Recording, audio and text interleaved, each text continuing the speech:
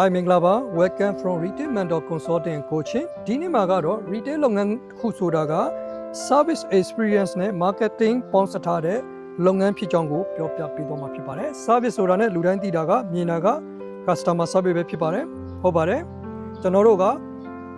လုပ်ငန်းတစ်ခုကိုလက်ပတ်နေတဲ့ပိုင်ရှင်ပဲဖြစ်ဖြစ် Manager ပဲဖြစ်ဖြစ်ဝန်ထမ်းပဲဖြစ်ဖြစ်ကျွန်တော်တို့ Customer Service ကိုကောင်းစွာလုပ်ဆောင်ရမှာဖြစ်ပါတယ် Customer တယောက်ဆိုင်နဲ့ရောက်လာပြီဆိုတာနဲ့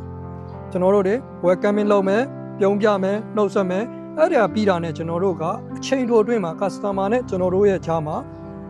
short relationship ကိုကောင်းစွာတည်ဆောက်အောင်မှာဖြစ်ပါတယ်။ဘာကြောင့်အဲ့ဒါကိုပြောလဲဆိုတော့ကျွန်တော်တို့ဒီလို relationship ကိုကောင်းကောင်းတည်ဆောက်နိုင်ပြီဆိုတာနဲ့ customer လိုအပ်တဲ့ item ကိုရောင်းချပြီးလို့ရှိရင်အဲ့ item နဲ့ဆက်ဆက်တဲ့ပစ္စည်းတွေဒါမှမဟုတ် best selling item တွေကိုလည်းပဲ cross selling အနေနဲ့ကျွန်တော်တို့ customer ကိုထပ်လောင်းရောင်းချလို့ရမှာဖြစ်ပါတယ်။ cross selling ကကျွန်တော်တို့ဆိုင်တဆိုင်ရဲ့ရောင်းအားကိုပုံမကောင်းမအောင်ပုံမတိုးတက်အောင်ကျွန်တော်တို့လှုပ်ဆောင်ပေးနိုင်ပါတယ် cross selling လုပ်နိုင်ဖို့ဆိုလို့ရှိရင် product knowledge ကိုလည်းကောင်းစွာတည်ထားရမှာဖြစ်ပါတယ် product knowledge ကိုကောင်းစွာမတည်ထားဘူးဆိုလို့ရှိရင်လည်းပဲ cross selling ကိုလုပ်လို့ရမှာမဟုတ်ပါဘူး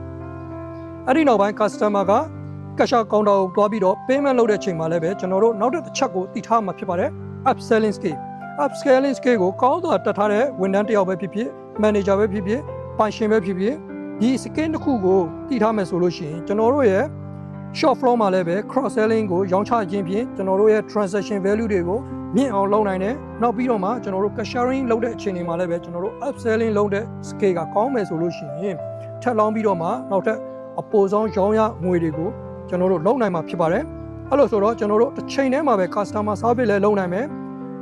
short flow မှာလည်းပဲကျွန်တော်တို့ cross selling skill နဲ့ကောင်းကောင်းရောင်းချနိုင်မယ် cash sharing ဘိုင်းမှာလည်းပဲကျွန်တော်တို့ upscaling skill ကိုကောင်းကောင်းအသုံးချနိုင်မယ်ဆိုလို့ရှိရင်တစ်ချိန်နဲ့တစ်ပြိုင်တည်းမှာပဲ customer ဝယ်ယူတာက1000ဘူးဒါပေမဲ့ကျွန်တော်တို့ short flow နဲ့ cash အပိုင်းမှာကျွန်တော်တို့ပို့ပြီးတော့ရောင်းချတဲ့ဥစ္စာကကျွန်တော်တို့ block ဖြစ်မလဲဆိုတော့1000ခွဲ2000ပဲဥမာထားပါတော့ဗျအဲ့ဒါဆိုတော့ transaction value က1000ဆိုလို့ရှိရင်ကျွန်တော်တို့ cross selling နဲ့ upselling ကရရှိတဲ့ရောင်းချမှုက2000ဆိုလို့ရှိရင် transaction တစ်ခုတည်းမှာပဲ transaction value ကို2000ကျွန်တော်တို့မြင့်တင်နိုင်တဲ့အတွက် customer တယောက်ကိုကျွန်တော်တို့တစ်ချိန်နဲ့တစ်ပြိုင်တည်းမှာပဲ customer service ကို service experience ကို marketing ကို